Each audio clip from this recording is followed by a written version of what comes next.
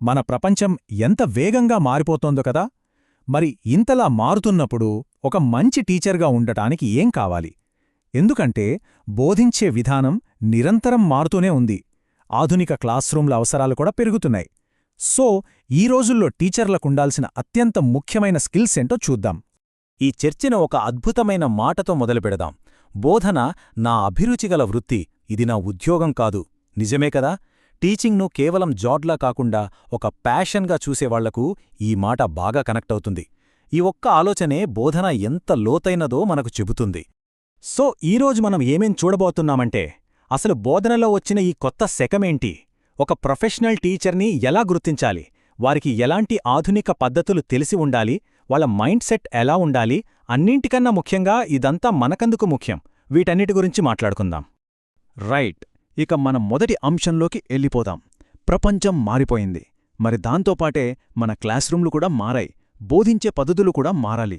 అసలు ఒక టీచర్ పాత్ర ఎందుకో ఎలా మారుతుందో అర్థం చేసుకోవడం చాలా అంటే చాలా ముఖ్యం. అయితే అసలు ప్రశ్న ఏంటంటే, ఏ సమాచారం కావాలన్నా ఒక్క క్లిక్తో మన ముందుండే ఈ టెక్నాలజీ యుగంలో ఒక గొప్ప టీచర్ అసలు పాత్ర ఏంటి? రండి ఈ ప్రశ్నకు సమాధానం వెతుకుదాం. ఈ మార్పు వెనుక ఉన్నవి ముఖ్యంగా 3 శక్తులు. 1 టెక్నాలజీలో వస్తున్న మార్పులు, 2 గ్లోబలైజేషన్, ఇంకా 3 మన సమాజ అవసరాలు కూడా మారుతున్నాయి. ఈ 3 కలిసి ఎడ్యుకేషన్ రంగాన్ని పూర్తిగా మార్చేస్తున్నాయి. మరి ఈ కొత్త ప్రపంచంలో ఒక ప్రొఫెషనల్ టీచర్ అంటే ఎవరు? ఇది కేవలం పాఠాలు చెప్పడం కంటే చాలా ఎక్కువ. నేటి టీచర్లకు ఒక కొత్త లెవెల్ ప్రొఫెషనలిజం అవసరం. సో ప్రొఫెషనల్ టీచర్ అంటే సింపుల్గా చెప్పాలంటే, వాళ్లకు తమ సబ్జెక్ట్ మీద గట్టి పట్టు ఉండటమే కాదు, దానికి తోడు ఆర్గనైజేషన్, మేనేజ్మెంట్, కమ్యూనికేషన్ లాంటి స్కిల్స్లో కూడా ఎక్స్పర్ట్స్ అయ్యుండాలి. ఇక్కడ తేడా చూడండి, ఒక సాధారణ టీచర్ జ్ఞానాన్ని అందిస్తారు అంతే, కాని ఒక ప్రొఫెషనల్ టీచర్ ఆ జ్ఞానాన్ని చాలా ప్రభావవంతంగా అందిస్తారు. అంటే వాళ్లకు మేనేజ్మెంట్ స్కిల్స్ ఉంటాయి, కమ్యూనికేషన్ అద్భుతంగా ఉంటుంది, సరైన విధంగా విద్యార్థులను అంచనా వేయగలరు. ఈ అదనపు నైపుణ్యాలే వాళ్లను ప్రత్యేకం చేస్తాయి. ఓకే, థియరీ బావుంది. మరి ప్రాక్టికల్గా ఏం కావాలి? సమర్థవంతంగా బోధించడానికి ఎలాంటి స్కిల్స్ అవసరం?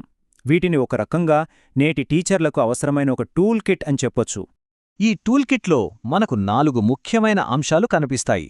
అవేంటంటే, కమ్యూనికేషన్ అంటే భావ వ్యక్తీకరణ, అడాప్టబిలిటీ అంటే పరిస్థితులకు తగ్గట్టుగా మారగలగడం, డేటా లిటరసీ అంటే డేటాను అర్థం చేసుకోగలగడం, ఇంకా కొలాబొరేషన్ అంటే అందరితో కలిసి పనిచేయడం.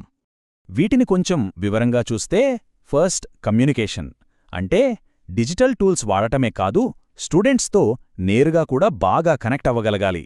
తర్వాత అడాప్టబిలిటీ అంటే ప్రతి విద్యార్థికి తగ్గట్టుగా లెసన్ ప్లాన్స్ మార్చగలగడం. ఇక డేటాను ఉపయోగించి స్టూడెంట్స్ ప్రోగ్రెస్ తెలుసుకోవడం, అలాగే తోటి టీచర్లు, పేరెంట్స్తో కలిసి పనిచేయడం, ఇవన్నీ కూడా చాలా ముఖ్యం. స్కిల్స్ మాత్రమే సరిపోవు కదా, అసలైన మ్యాజిక్ అంతా మైండ్ సెట్లో ఉంటుంది. ఒక టీచర్ దృక్పథం ఎలా ఉంది అన్నదే వాళ్లను గొప్పవాళ్లను చేస్తుంది. ఇది బోధనలోని హ్యూమన్ టచ్.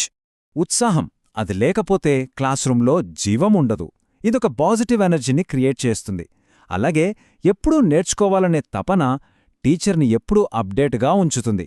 ఇక విద్యార్థుల పట్ల సహనం, వాళ్లను అర్థం చేసుకునే సానుభూతి, వాళ్లలో క్రియేటివిటీని ప్రోత్సహించడం, ఇవన్నీ బోధనను ఒక ఉన్నత స్థాయికి తీసుకెళ్తాయి. సరే, ఇవన్నీ బాగానే ఉన్నాయి, కానీ అసలు ఇవన్నీ ఎందుకు ఇంత ముఖ్యం? ఎందుకంటే ఈ లక్షణాలన్నీ కేవలం ఒక మంచి టీచర్ని తయారు చేయడమే కాదు, మన సమాజ భవిష్యత్తును కూడా నిర్మిస్తాయి. మన అసలు లక్ష్యం ఏంటంటే, తర్వాతి తరాన్ని కేవలం పుస్తకాల్లో ఉన్నది చదివేలా కాకుండా, ఎలాంటి పరిస్థితినైనా ఎదుర్కొనేలా, దానికి అనుగుణంగా మారగలిగే సమర్థులుగా తయారుచేయడం. చూడండి, ఈ మాట బోధన యొక్క ప్రాముఖ్యతను ఎంత అద్భుతంగా చెబుతోందో. టీచింగ్ అంటే కేవలం సమాచారాన్ని బదిలీ చేయడం కాదు, భవిష్యత్ తరాలకు స్ఫూర్తినిచ్చి వాళ్లను సరైన దారిలో పెట్టడం. మొత్తం మీద ఆలోచిస్తే మన ముందొక పెద్ద ప్రశ్న ఉంది. 21వ శతాబ్దంపు విద్యార్థులైతే రెడీగా ఉన్నారు, వాళ్లు స్మార్ట్గా టెక్నాలజీతో ముందుకెళ్తున్నారు. మరి వారి అవసరాలను తీర్చడానికి మన విద్యావేత్తలు సిద్ధంగా ఉన్నారా? ఇది మనమందరం ఆలోచించాల్సిన విషయం.